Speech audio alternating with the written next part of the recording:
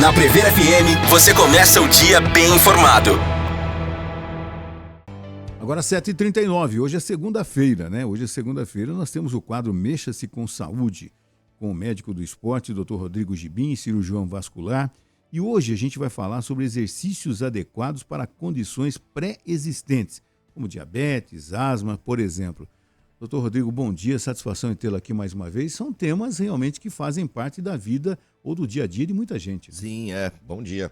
A gente pode começar, né, com uma rotina dos exercícios nas condições especiais, né, como a gente costuma chamar esses temas na medicina esportiva. Eu acho que o bacana a gente falar de asma, né, porque a asma a gente abrange uma população maior, né, que vai desde a faixa etária pediátrica até as pessoas da idade adulta. Então a gente pode começar a nossa série aí de exercícios em condições especiais focando nas questões respiratórias, até porque com essa grande frequência aí de sintomas gripais, né, das viroses respiratórias aí, em grande incidência. Lembrando que no sábado tivemos aí a campanha, né, de vacinação. Espero que tenha tido uma boa adesão no município, porque realmente é algo que nos oferece uma prevenção primária importante, né? Já que várias pessoas estão ganhando a imunidade às custas de ficarem doentes, né? Então, se a gente pode prevenir isso com a vacina, isso deve ser feito. Doutor, de repente a pessoa tem aí a asma, tem a asma crônica, tem o diabetes e tudo mais, tem que conviver com isso, tem que tratar, tem que controlar e tem que também ter a sua atividade física. Essa conciliação é complicado? Não é, né? Na verdade, as condições de saúde vão existir e elas obviamente, não vão neutralizar ou minimizar a importância do exercício físico na qualidade de vida, nas questões relacionadas ao ganho em saúde das pessoas portadoras de doenças crônicas, né?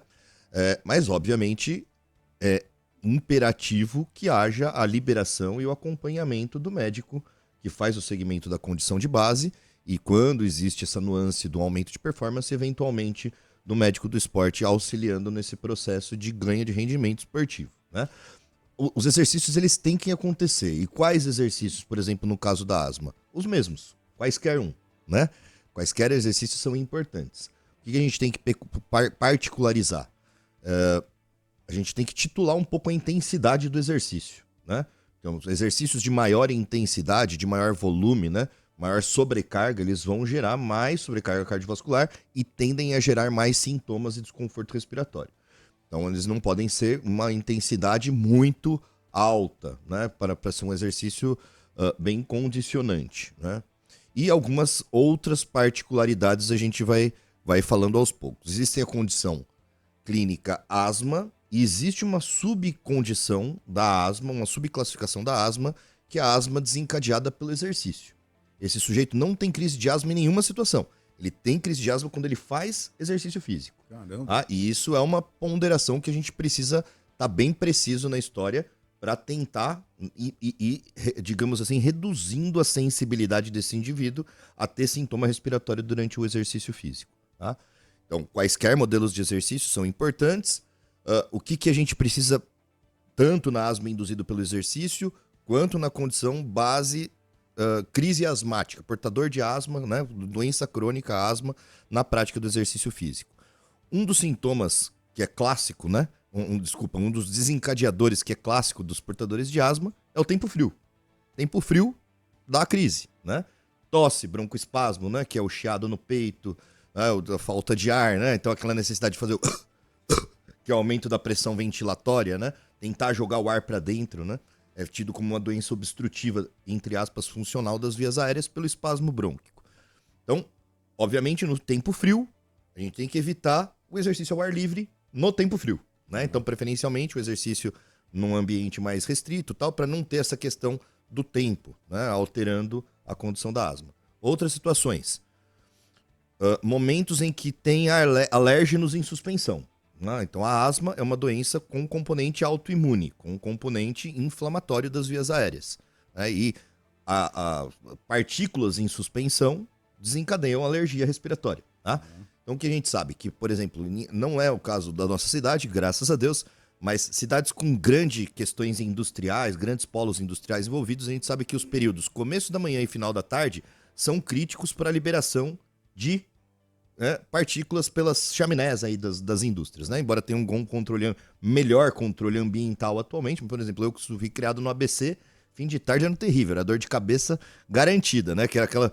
Eu até tenho essa imagem na minha memória afetiva de infância, né? Que é um fim de tarde meio nebuloso, assim, meio cinzentado, né? Que vai dar dor de cabeça por conta daquela má qualidade do ar. Então, não é uma condição bacana também de fazer exercício ao ar livre nessas condições de possível poluição ambiental, né?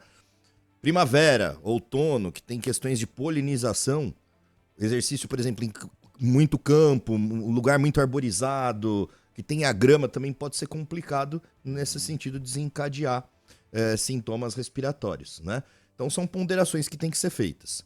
Uma outra questão que aí entra muito o acompanhamento médico, né? O acompanhamento do pneumologista que conduz essa asma do indivíduo, é a orientação para a medicação de resgate. Então, portador de asma, seja asma induzida pelo exercício, seja portador de asma, né, lato sensu, ele tem que saber que o exercício pode predispor ao sintoma. E ele tem que ter uma possibilidade de resgate para não entrar em crise. Isso tem que ser orientado pelo médico dele. E geralmente, não vou generalizar aqui, porque às vezes, né? Às vezes eu acabo fazendo má orientação, aquela informação do portão da vizinha, né? Mas em geral a Aerolin, né, a bombinha de salbutamol, tem que ficar à mão do indivíduo, porque caso ele veja que ele tenha algum desconforto respiratório, ele precisa de ter essa medicação de ação rápida para ele não entrar em crise de broncoespasmo e não ter um evento respiratório mais significativo durante a prática do exercício físico. Mais uma ponderação, antes de eu parar de tagarelar aqui, uma condição que a gente vê tanto na asma quanto na doença pulmonar obstrutiva crônica, em quadros que têm um componente inflamatório maior, né, principalmente na infância, que precisa o uso de corticoterapia, né, de corticosteroide, o meticortem da vida, e os corticoides além dos corticoides inalatórios. A gente sabe que o corticoide ele é uma medicação que faz catabolismo muscular. Quer dizer, ele piora a condição da musculatura, ele perde músculo, digamos assim. Tá? Isso em idades críticas, né? Tanto na primeira infância, na adolescência, lá no envelhecimento, que a gente sabe que tem a questão da sarcopenia, da perda de massa muscular, isso pode ser crítico. E um melhor modelo de exercício para manutenção da massa muscular é a musculação. Então, na condição da corticoterapia, uma condição bacana, embora, né, o condicionante para o indivíduo com doença pulmonar seja o exercício de cunho aeróbico, né, onde ele vai ter maior demanda cardiorrespiratórias, a musculação é uma estratégia para manter a massa muscular desse indivíduo em corticoterapia também. Doutor, quando você falava aí, me veio uma pergunta na cabeça. De repente o cara tem um potencial de ser um atleta de ponta, né? De repente o cara percebeu, mas de repente ele tem a asma crônica. E como conciliar essas coisas agora? O cara tem potencial, independente do esporte que possa vir a praticar, mas o cara é bom mesmo, é aquela mosca branca. Mas ele tem asma. E aí? Não é um limitante, Márcio. A gente tem atletas asmáticos, um índice olímpico, não é uma grande questão, né? É toda essa ideia do condicionante, da intensidade progressiva, de entender quais são os sintomas quais são as características, por exemplo, climáticas que vão desencadear os sintomas, né? Como lidar com essa situação de crise, mas a gente tem uma ponderação no atleta, tá? Que aí entra o médico do esporte, particular, por isso que eu fiz a pergunta. Particularmente, né? Que na verdade é uma condição pouco conhecida. Essas medicações broncodilatadoras, né? Por exemplo, salbutamol, né? Qualquer uma dessas medicações broncodilatadoras, e mesmo eventualmente o uso de corticoide inalatório, eles são considerados doping, né? E isso é uma nuance no atleta, tá? E isso é uma ponderação que a gente tem que fazer. Então, no atleta asmático, ele precisa de um médico do esporte, seja da confederação, seja do seu médico particular e tal, para orientar o uso dessas medicações. E caso ele seja um atleta, assim, uma mosca branca, realmente, que ele seja um atleta que tenha um índice nacional, que tenha uma repercussão internacional para sua confederação, enfim, para sua instituição de regulação, né, da modalidade, a gente precisa fazer uma série de liberações para o uso da medicação. Porque senão ele vai cair no teste de dopagem, tá? Não basta falar assim, eu sou asmático, tá? Porque aí o cara pode inventar que né? Então a gente tem que preencher um documento que chama AUT, que é a autorização de uso terapêutico, tá? E isso, preferencialmente, tem que ser feito e instituído, liberado pelas confederações e tal, primeiramente pela autoridade que regula o doping no Brasil. Hoje a gente tem uma autarquia ligada ao governo federal, né? Então, por exemplo, a gente não tem mais os departamentos de justiça desportiva dentro das federações, lembra? Antes o cara jogador de futebol era julgado dentro da CBF. Né? E aí a gente sabe que é uma politiqueira desgraçada, né? Então tinha o interesse do empresário, o interesse do patrocinador, então tinha penas muito desproporcionais, dadas as desproporcionalidades Se maquiava dos indivíduos. muito, né? Exatamente. Então tinha vários interesses implícitos. Então, para tirar essa situação, foi criado a ABCD, que é a Autoridade Brasileira de Combate ao Doping, né? Uma autarquia vinculada ao governo federal. Então a gente faz a solicitação do uso terapêutico para a ABCD, ela libera e isso é repassado para a confederação e aí a gente pode conduzir esse atleta usando a medicação fora do período competitivo, obviamente. Entendi. Natália? E, doutor, quais os cuidados básicos que uma pessoa que já tem uma condição pré-existente, né, tem que ter para começar a praticar exercícios físicos? A principal é aquilo que eu falei, é a liberação do médico que conduz a doença de base, né? Então a doença, primeiro, ela precisa estar compensada. Eu não posso, por exemplo, no caso da asma, o sujeito que está com crises frequentes, que não está com uma linearidade de controle da crise espontânea, que ele vá fazer exercício, né? Ele precisa estar com o padrão respiratório mais instituído, com as crises controladas, e aí sim, digamos assim, o agressor inicialmente ser unicamente o exercício físico e não os outros estímulos inflamatórios que ele esteja na vigência. E ainda sobre pessoas asmáticas, qual que é a melhor recomendação para ela praticar um exercício? É ao ar livre ou em um ambiente fechado? Então né, aí com tem essas ar-condicionado? particularidades que eu já adiantei, né? E depende do período do ano, da estação do ano, da temperatura climática, da umidade do ar. São situações que podem interferir na crise de asma. Então isso é dinâmico ao longo do ano, com a sazonalidade aí dos estímulos, tanto de temperatura ambiental quanto de horários pela poluição atmosférica ou pela polinização, as estações do ano. Isso tem que ser ponderado e periodizado, né, de acordo com a sazonalidade. Bom, são 7h51, dá tempo a gente fazer mais um intervalo rapidinho, estava esquecendo desse intervalo, né? Nós estamos conversando aqui com o Dr. Rodrigo Gibim, médico do esporte, cirurgião vascular, sobre exercícios adequados para condições pré-existentes. Já voltamos para a parte final do nosso bate-papo. 7h54, os últimos minutos do Mexa-se com Saúde desta segunda-feira, aqui com o Dr. Rodrigo Gibim. Natália? Doutora, eu queria saber se tem alguma atividade em específico que pode ajudar, né, a controlar doenças crônicas como a diabetes ou a hipertensão. Sim. Aí a gente vai ter que fazer uma sessão específica, né? Porque aí são nuances específicas para os modelos de exercício. É o que eu falei, né? Exercício em condições especiais.